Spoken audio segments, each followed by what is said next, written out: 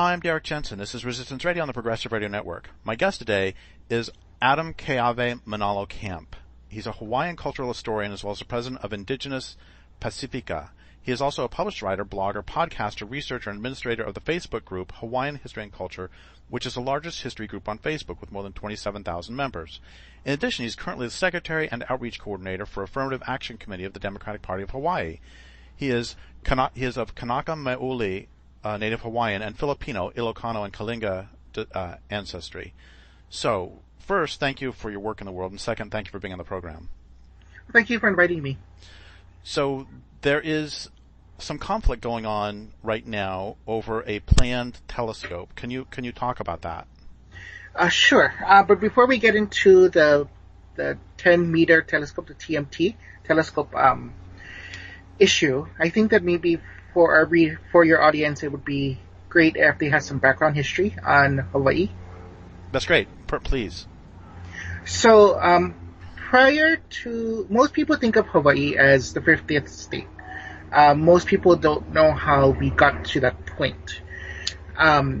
So Hawaii, for about 2,000 years, was ruled by the Kanaka Maoli people. And in about 1810, Kamehameha I conquered the four major Hawaiian kingdoms, unified the country, and we became the Hawaiian Kingdom. And the Hawaiian Kingdom was recognized by all the major powers of the world. We had a constitution. We had an elected parliament. We were a constitutional monarchy. In 1893, we had Queen Liliuokalani. She was actually a feminist. She was very progressive in her thinking for that time period. She believed in things like women should have the right to vote. People should not be restricted by property in order to hold political office. And there was this thing that the United States didn't particularly like, which was she was against the cession of Pearl Harbor to the United States as part of a reciprocity treaty. So she ran into problems, and a group of mostly American expatriates living in Hawaii and who owned a large chunk of Hawaii's economy, we can say that they were the 1% of their time, with the assistance of the United States Naval Forces in the islands, overthrew the constitutional government of Queen Liliuokalani, established a puppet regime that was based on the apartheid regimes of Rhodesia and, of course, in the Deep South. And in 1900, Hawaii was made into a organized territory of the United States.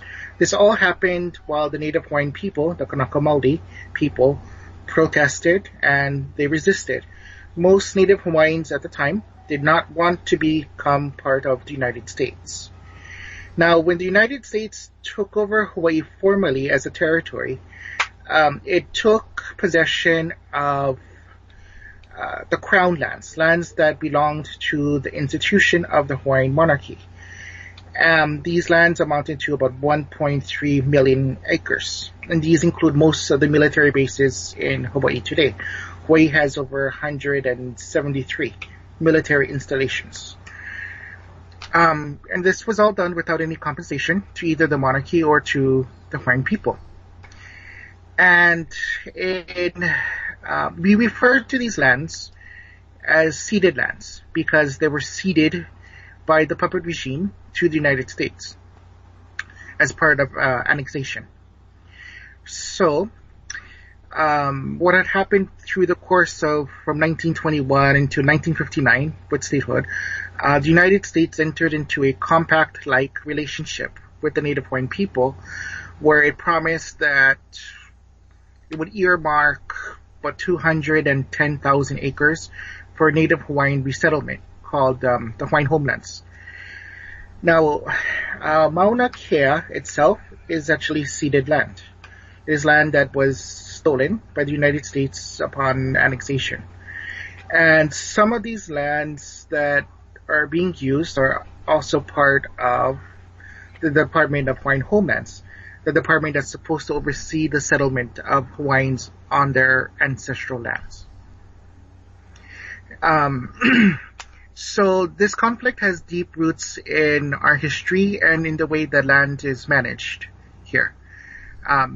For Native Hawaiians, we in general see the land as not as property, because traditionally we didn't have property, but as something that sustains us. We have a deep spiritual relationship to the land. And if I may, there's something that you had wrote before in one of your works on the supremacy of man that actually dovetails into the Hawaiian spiritual thought or philosophy of land and our relationship to the land. In the Western view, land is to be dominated by man.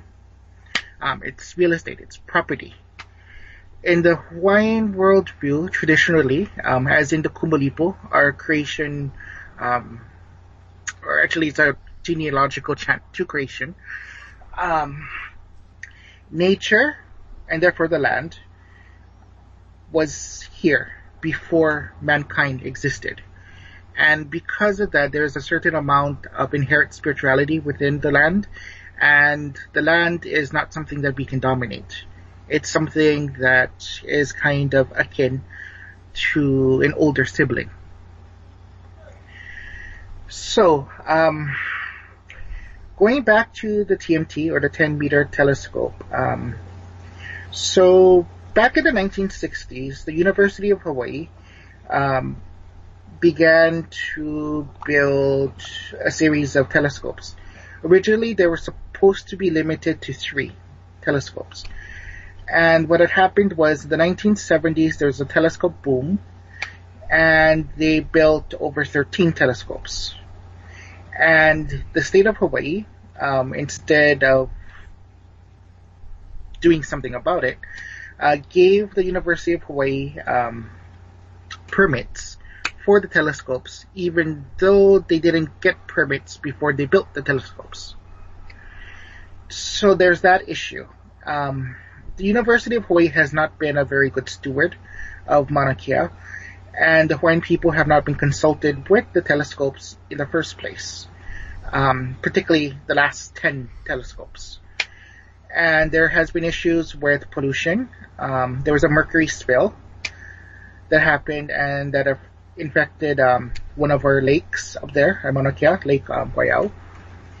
And Hawaiians since the 1980s have actually been protesting UH's management of the telescopes, as well as the entire mountain. And we have also been protesting the way that Hawaiian homelands has not been distributed to Native Hawaiians. Actually, from 1921 until now, there's a waiting list of over 24,000 people, Native Hawaiians who are qualified for Hawaiian homestead that have not received homestead lots.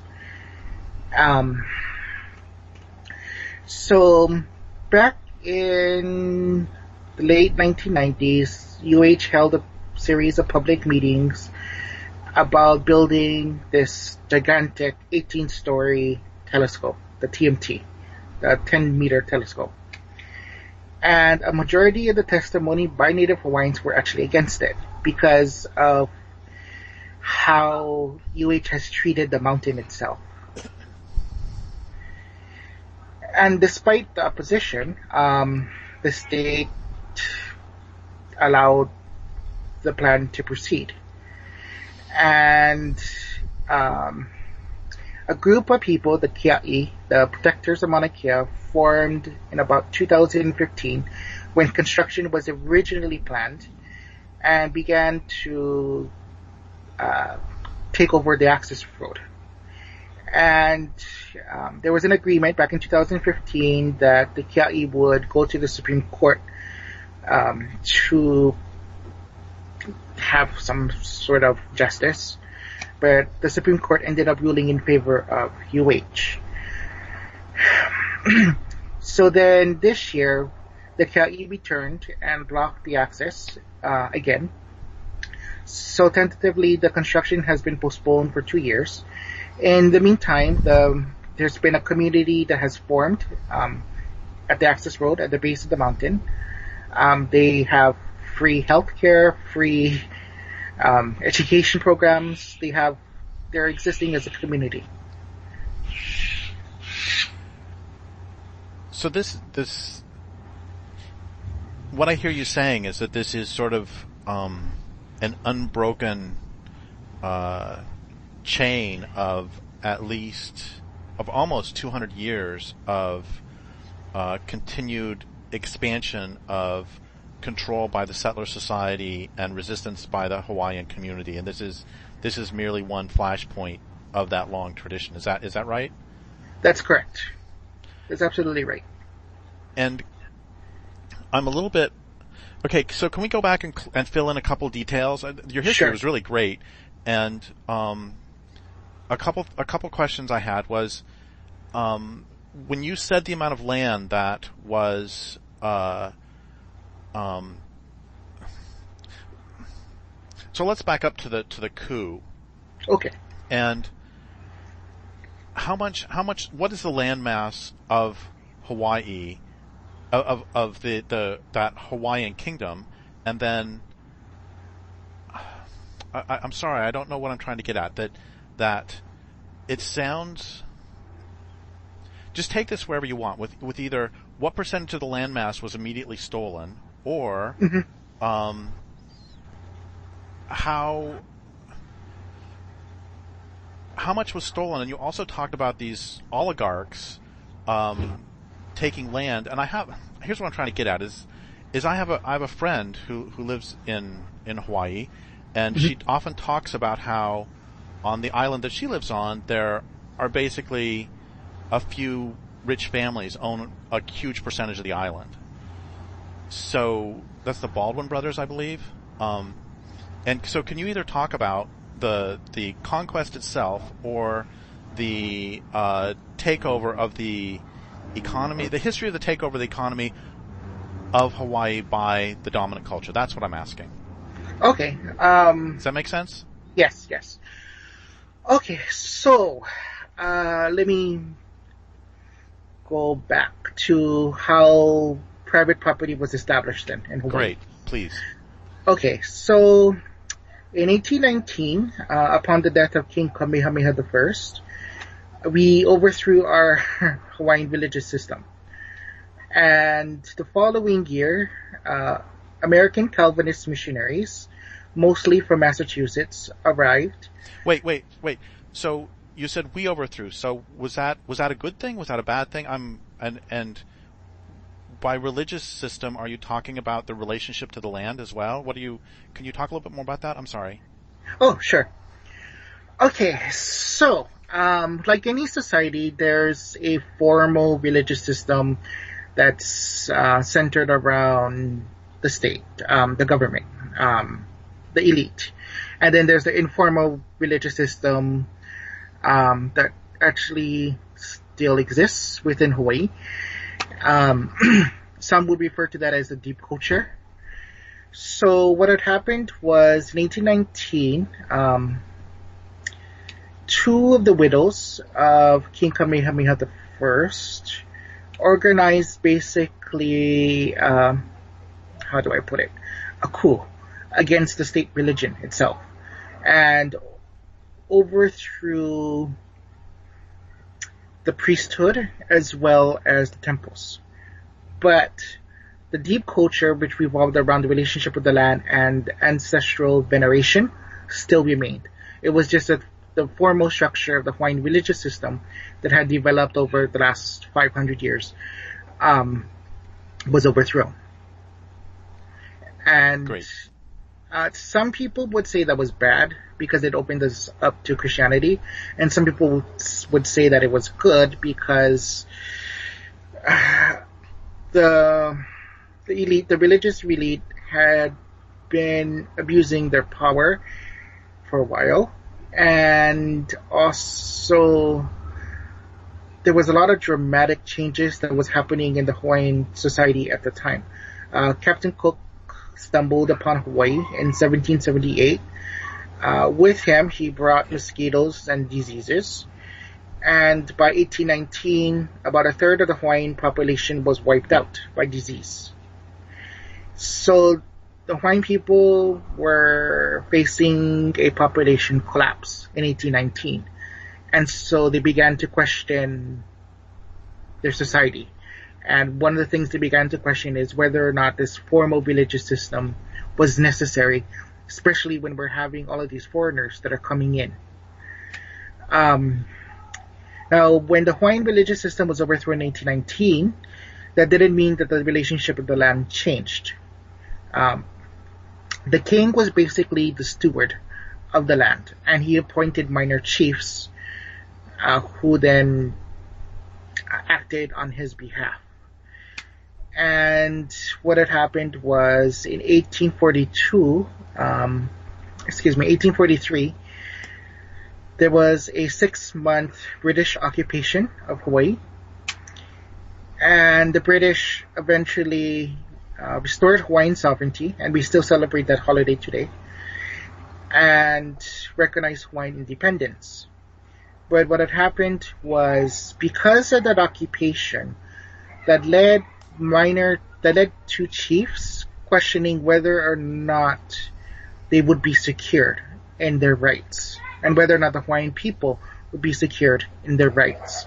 And they felt that by adopting some of the trappings of Western property values and property systems, that no matter what would happen, at least the Hawaiians hopefully wouldn't become landless in their own country. So, 1845 began what's called the Great Mahele. Mahele means to divide. The Hawaiian archipelago consists of about 153 islands, but there's 8 major ones. The total land mass is about 3 million acres. So a little bit more than 3 million.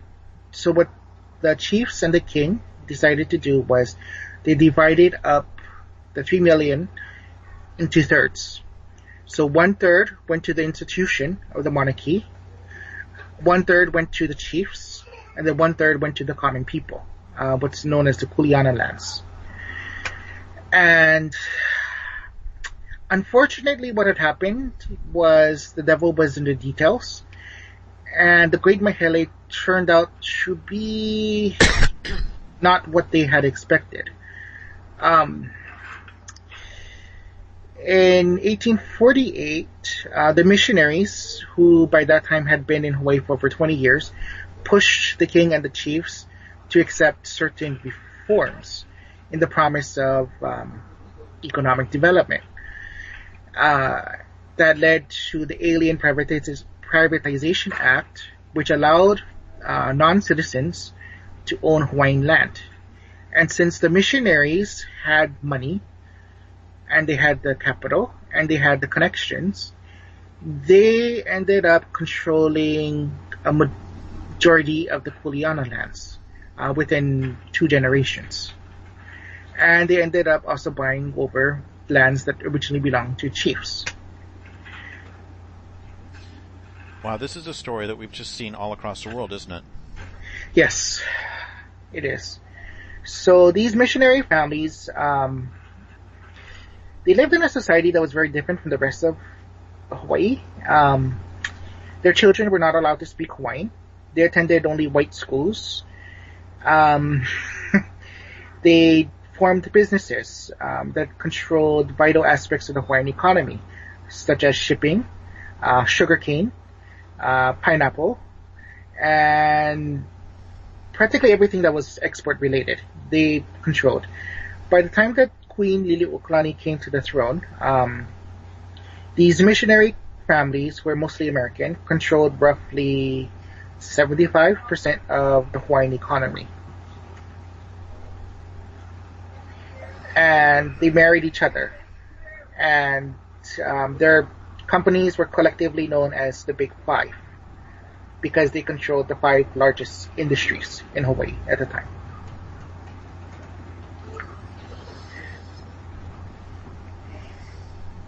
So can you talk a little bit more about, um, I'm sorry, I don't remember the word, but can you talk more about the creation story slash um, genealogy? I know you put those two together. Yes. Okay. So, in our traditions, we have what's called the kumulipo. And usually in English, it's translated as the creation chant of the Hawaiian people. But in actuality, that's kind of a misnomer. Because there is actually no creation in the creation story. It's not like the Judeo-Christian version where there's, a God that creates that creates light, the earth, man, and everything else like that.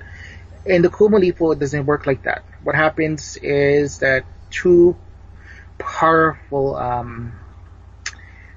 energies are established, and they give birth to the various forms of life that we see today. And that includes the gods and man. And in the Hawaiian creation story, we recognize that the gods have three, how do I put it, aspects. There's that sacred aspect, but we also recognize that most of the gods were actually ancestral figures. They were our ancestors that became deified at some point because of what they did. And we also recognize that these stories, these gods, also embody certain psychological and natural phenomena. And with Mauna Kea, the name Mauna Kea usually is translated as White Mountain because it snows, but actually it's a shortened name for Mauna Wakea. So Wakea is the Sky Father. He's the one that him and Papa Hanaumoku, the Earth Mother, gave birth to mankind. So the mountain is named after our Sky Father, the one who gave birth to humanity itself. And that also explains why Hawaiians are very protective about Mauna Kea. It's also believed to be the domain of Poliahu and her sisters. Poliahu is actually one of the granddaughters of, depending on which genealogy chant you're using, but she is one of the family members of Wakea, and she's also the snow goddess. And there's a lot of stories about her, and there's a lot of stories about Papa and Wakea, our ancestors,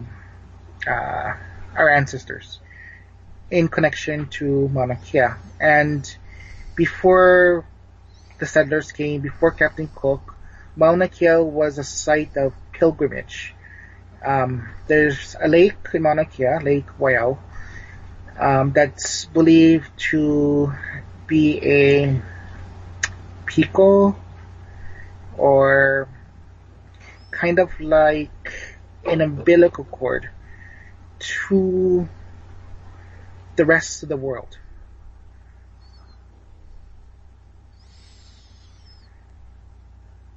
So I hope that kind of answers that question. Yeah, thank you. And another term that you have used that seems important to this discussion and to the resistance is, and I'm sorry if I mispronounce it, kapu aloha?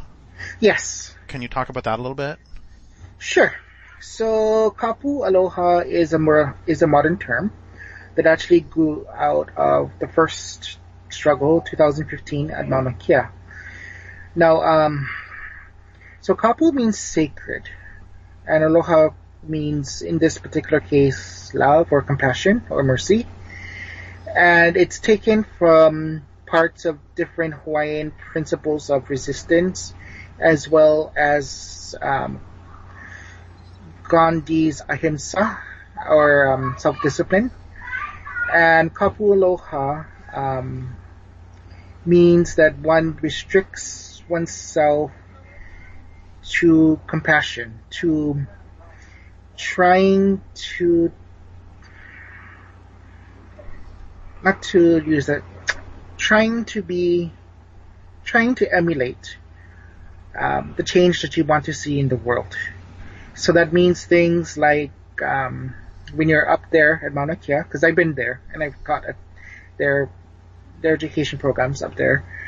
That means things like showing respect to everyone, not stealing, not drinking, not smoking, keeping your body pure. That also means if you're being trolled by someone or someone is being unkind, you show them, you still continue to maintain your compassion to them, and you adhere to nonviolent principles, and that you also show compassion to the other people who are also there on the Mauna, as well as using that as a way of disciplining yourself, because it can be very difficult, especially in social media, where people harass you and tease you, and for a period of time, the trolling in regards to this issue was extremely bad. And Kapu Aloha was a way of people to exercise restraint. It was a way of people showing that this mountain is sacred. This mountain is something that is special to us. And we're not going to defile it in any way.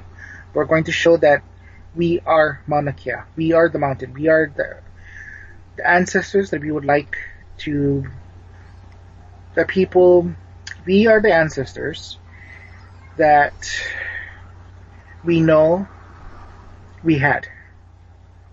And we would like our children, our descendants, to be proud of us. And this Kapu Aloha also means that we will protect the mountain, non-violently, but at all costs. Thank you for that. I don't, so why was, I'm sorry if this is a terribly naive question, but why was there so much trolling? It seems like you have the institution of University of Hawaii would be pushing it, and state and federal governments pushing it. But I mean, it's sorry to be crass, but was the trolling, was just a lot of it racist, or what was the trolling about? Yes. Short answer, yes. So the state of Hawaii considers this an economic project, and has been sending out the messaging that this is, a multi-billion-dollar project that will boost the island of Hawaii's economy, and that this is needed, and that this will help the brain drain that we currently have. It'll keep our talented youth in Hawaii because they can go into astronomy and stay here. And that messaging was particularly strong in 2015. So people, particularly settlers on the island of Hawaii, was being very, how do I put it, racist about the protests. Essentially saying that these protests were going to be harming the economic well-being of the island. And so there was a lot of personal attacks. And to be perfectly fair, excuse me, so Kapu Aloha is not something that is or should be imposed upon all Native Hawaiians. It's just something that we would like more Hawaiians, particularly when you go to Mauna Kea itself, to follow. And there were some cases where Hawaiians just got really fed up with some of the trolling and the ways that the media was presenting this issue. That there were some instances of people just acting poorly online. And this time around, 2019, there has been none of that, from what I have seen. Ige, the governor of Hawaii, however, has been using that issue in public announcements, claiming that state officials have received death threats from the Keawe, the protectors of Mauna Kea. And he has been very dangerously, very dangerously, messaging about that there's supposedly drug use up there, there's alcohol use, there's lawlessness up there, Mauna Kea, that the Keawe, the protectors, don't have control over the thousands of people who are already camped there. And that is also reflected in some of the pro-TMT Facebook groups. And while there probably are instances of Hawaiians acting badly online, for the most part, from what I have personally seen, being there in Mauna Kea, what Ige has been saying totally contradicts what I have seen and what I personally have heard. There's even a helpline up there in Mauna Kea. If you are being harassed by someone, another protector, or by someone on the Mauna, they have a helpline where you can call them and then they'll come and deal with the situation. There's even there's a ranger force, which is acting like a police force up there to maintain everyone. There's food services up there, providing food for the protectors for free.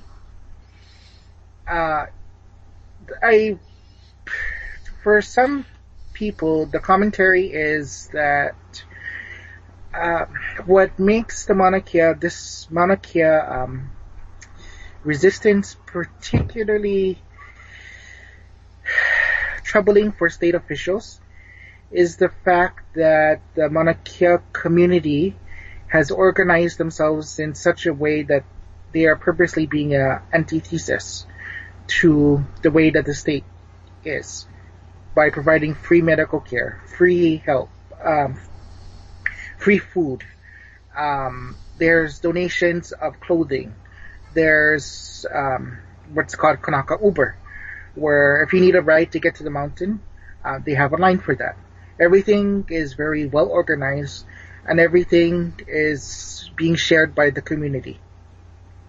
And that's something that some people feel that itself kind of threatens the state, because that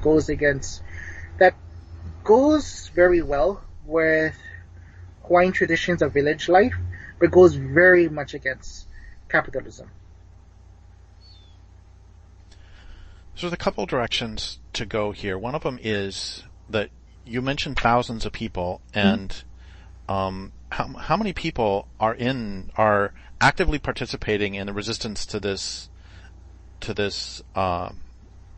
construction? And I'm going to ask the other question later, so let's just go with that one. So the times that I have been there in Mauna Kea, there has been at least 2,000 or 3,000 people camping up there. When I mean camping, they're either having their tents or they're sleeping in their car. And there's a general rule up there. So everything is organized by a kupuna council. And kupuna means elders. And these elders were also the 35 people who were arrested earlier this year by the state for blocking the access road. And they have been doing a really superb job. Everything is, like I said, it's very well organized. I mean, it's more organized than what the state has been doing. I've been personally impressed with what they have been doing and the level of discipline everyone up there has been having. 2 weeks ago, there was a Aloha Aina march. Aloha Aina means love of the land. Over 20,000 people participated. I also participated. I think the numbers were actually closer to 25,000. And the Aloha Aina march happened here on the island of Oahu. Mauna Kea is on the island of Hawaii, or the Big Island, which is a different island. A majority of Hawaiians, if you were here, are supportive of the protectors. They are trying to adhere to kapu aloha. They're participating in any way that they can, and they are going to Mauna Kea to also conduct pilgrimage, because one of the state's arguments is that Mauna Kea is no longer a sacred site because they're using the argument that, well, Hawaiians, they overthrew the religious system. So therefore, how can they argue that it's sacred anymore? But the thing is, what they don't understand is, Hawaiians overthrew the institutions, but not the actual beliefs. And many Hawaiians, even till today, practice a syncretic religion that mixes Christianity with the old religion. Most Hawaiians today still believe in venerating ancestors. They still believe in aumakua, which are forms that your ancestors can reveal themselves, and these can be in the forms of animals or clouds or natural phenomena. Majority of Hawaiians still believe in those traditions. And since the 1970s, with the Second Hawaiian Renaissance, there has been a strong revival of the Native Hawaiian culture. And more Hawaiians are getting back into the traditional Hawaiian religion. More Hawaiians are getting back into those beliefs. More Hawaiians are learning the Hawaiian language. Because during the early part of the American occupation, the Hawaiian language was banned as a medium of public instruction in all schools. And there was a social ban on Hawaiian. So we lost about 3 generations of Hawaiians who were not allowed to speak Hawaiian. And for example, my grandmother, when she attended school, public school back in her time, she was literally beaten for speaking Hawaiian to one of her classmates. And that's the story of a lot of the Hawaiian kupuna, the Hawaiian elders. They were stripped of their language, they were stripped of their identity, they were told to be good Americans. And this generation, the ones who have lived through the Hawaiian Renaissance, the 1970s, have rejected that for the most part and said, no, we're Hawaiians. We're always going to be Hawaiians. We need to be Hawaiian. So you talked about those pretty big marches, and I haven't seen a lot of media coverage of this. Where I first learned of this whole struggle, honestly, is my friend who lives in Hawaii. We were talking, 6 months or a year ago, and she happened to mention that there were lots of bumper stickers all over the island she lives on, supporting the resistance. So that, and then we started talking about that a little bit. And the point is that, so if my friend was seeing lots of bumper stickers, there seems to be a lot of popular support for the resistance. Is that true? That is absolutely true. On my island, Oahu, which is the capital, where Honolulu is, you can go to Hawaiian neighborhoods and you can see signs, literal signs, Ku Keawe Mauna Kea, protect Mauna Kea. And there's a lot of Hawaiian flags being displayed. Right now, one of the symbols that's being used, so there's like 2 symbols that are being used. There's the direct Mauna Kea symbol, which is a triangular symbol, usually in red. And then there's another symbol that we've been using, which is the upside down Hawaiian flag. And that represents that, so when a flag is turned upside down, that's distress. And the upside down Hawaiian flag represents, and has represented since the beginning of the modern sovereignty struggle, that we are a nation that is occupied, that is in distress. And it represents our desire for freedom, for sovereignty and self-determination. So I want to go back now to something you said a while ago about how the proponents of the telescope argue that this will bring jobs. And can you discuss for a little while the insanity of basing an economy on that serving an economy destroys land? And this is a pattern that we have literally seen across the entire world. And it's an argument we've seen across the entire world that we need to cut down the forest here because it will bring jobs, we need to build that observatory because it will bring jobs. We need to destroy this part of the desert, this part of the grasslands, this part. We need to steal this land because it will bring jobs. Can you? That was one of my first in the 90s. Even going back to my childhood, I understood this. That if you have an economy that is based on destroying the land, then that economy is wrong because it's going to destroy the land. I mean, can you talk about your as a person who has a traditional and genealogical connection to an economy that was not based on land destruction? Can you just take any of this sort of soup that I've just thrown at you and make something of it? Sure. Our struggle with Mauna Kea and our struggle with the occupation itself is very similar to the struggles of other indigenous peoples, where economic development always means building things. And building things means pumping up, the economy. People need jobs. You're going to get jobs. There's this promise of jobs. And there's no thought given to people's relationship to the land, people's happiness, and the quality of life that destroying nature destroys. There's been studies on how greenery, for example, itself helps to de-stress people. But here we are, we're destroying things that ultimately help us. Now, the Hawaiian word for land is aina, and that's composed of two parts. Ai means to eat, and na is a modifier that turns a verb into a general noun. So aina means something that sustains you, and that kind of defines our relationship with the land. It needs to sustain us. And when the state or these big businesses talk about economic development, we as Native people don't see that as being sustainable.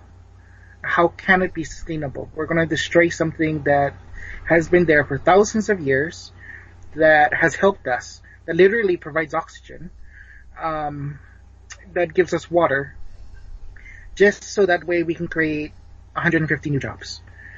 Hawaii's economy is largely based on, right now, it's largely based on two pillars.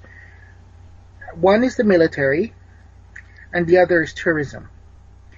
Now, if you go to Waikiki is probably one of the most unpleasant places you'll ever go to in Hawaii.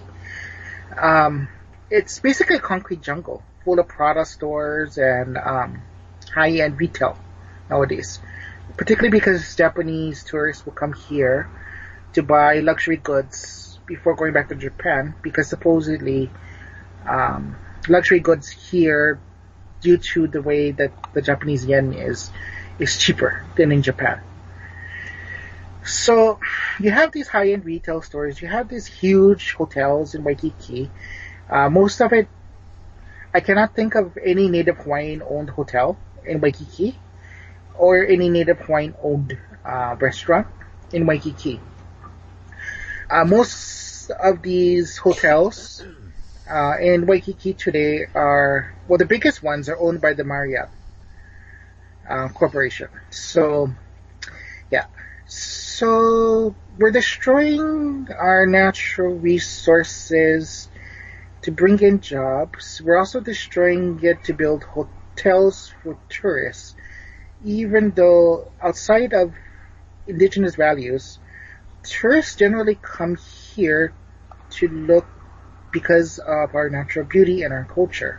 But you're destroying both of them in order to bring in more tourism.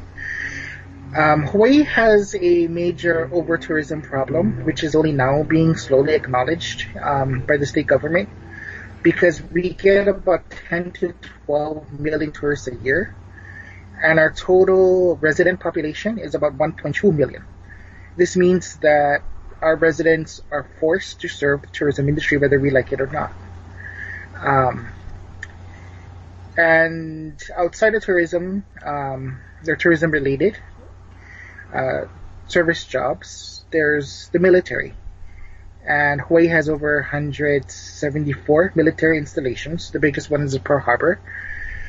And yeah, Pearl Harbor used to be a place where Hawaiians we could gather clams and oysters, hence the name Pearl Harbor. Today, it's one of the most polluted harbors in the United States. It has nuclear facilities, and we can't fish there. We can't use anything there because it's so polluted. You cannot even swim in Pearl Harbor. It's just that polluted. So you have this economy that's built upon quote-unquote job creation that ends up destroying the economy, that ruins people's livelihoods and quality of life, not to mention displaces the native people. And that's a well-known story throughout the world. So we just have a couple minutes left, and I'm going to throw another big one at you, and then also a small one. I'll give you both of them. One of them is, do you want to comment on the irony of destroying something on Earth so you can learn something about outer space? And the other is, how can people across the United States or world contribute to this particular struggle and also to the struggle of the Hawaiian people in general? Well, your first question actually reminds me of a T-shirt that's been going around, where it's in English and in Hawaiian. And the English is basically, before you look to space, you need to look at the land. And that has been that's been a deep irony. Here they're talking about looking into basically the Big Bang, looking into the beginnings of the universe on a mountain that Hawaiians regard as the beginning of humanity. And yet they can't see that relationship, and they don't want to see the relationship because they frame it as Hawaiians are just being superstitious. But it's not just superstition, but there's also a practical reality that these scientists are not missing. These telescopes have leaked before. They've leaked mercury. And the island of Hawaii's main aquifers, the ones that provide fresh water for most of the island, are actually within the mountain. So if there is a environmental issue that happens with the TMT or any other of the telescopes, and it leaks into the aquifers, the entire island will lose its freshwater supply. And that's an issue that they don't want to talk about. And again, because job creation, right? And you can always just import what you need instead of taking care of what you have. And to answer your other question, I would wish that more people around the United States, there has been tremendous solidarity of peoples towards Mauna Kea. There has been delegations, literally from around the world, who have come to pilgrimage at Mauna Kea to pay respects to the mountain and to the kupuna. Delegations from various Native American nations, to Micronesians, to Filipinos, to people from Europe and Japan have also come, and they rendered pilgrimage over there and offering solidarity. And there has been a lot of messages of solidarity coming from around the world, and we greatly appreciate that. And I hope that people would get more educated on the history of Hawaii and would also communicate with the main sponsors of the TMT and to the state government here of their opposition to destroying what is good about Hawaii. Well, thank you so much for that, and thank you for the entire interview, and I would like to thank listeners for listening. My guest today has been Keawe Manalo-Camp. This is Derrick Jensen for Resistance Radio on the Progressive Radio Network. Mahalo for having me. Thank you.